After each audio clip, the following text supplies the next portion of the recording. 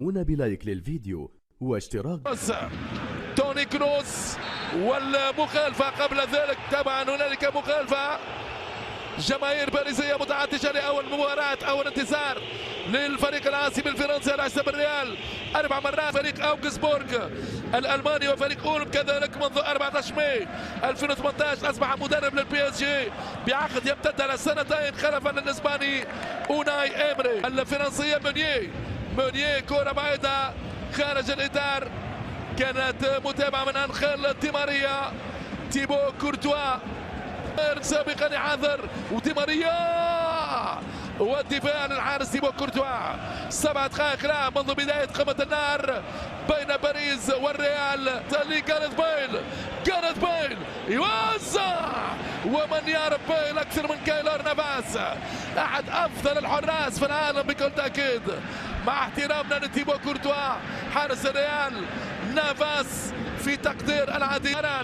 ثنائي محور انتباه للريال، كرة خدارة، كرة خطيرة، وكريم بنزيما، ولكن دفاع باريس أنخيل دي ماريا. كرة بدنية ربما مش حاضر، وهذا برنات وكرة جول، كرة جول،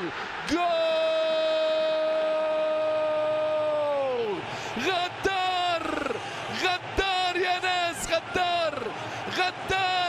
غدار دي ماريا في هذا المشوار. زلزال يورجن كلوب، هذه كرة للريال تصويب من ايدين هازارد البلجيكي في اول انذار على اصحاب الدار. اكيد ريال مدريد بالبي اتش، واعني يحضر ندري ساكي. وينو دي ماريا الان يلتحق بالركب. سرابيا كان في البدايه، دي ماريا في النهايه.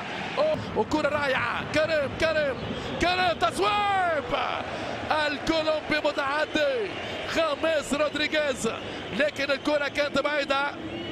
وهذه كرة يوزع وبالراس، كان الأقوى كارفاخال.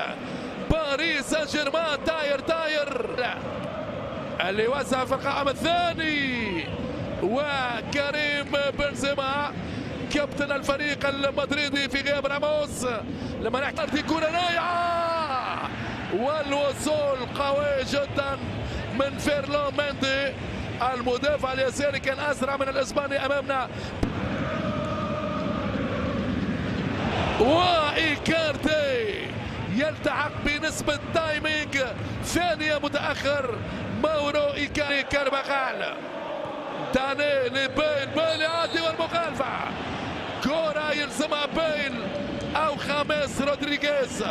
واحد من بيل يتقدم، جاريث بيل خطيرة مفزعة مرعبة لألوانيزي، لم تكن بعيدة بالمرة. دقيقة 15 انتصار، 6 تعادلات، هذه جول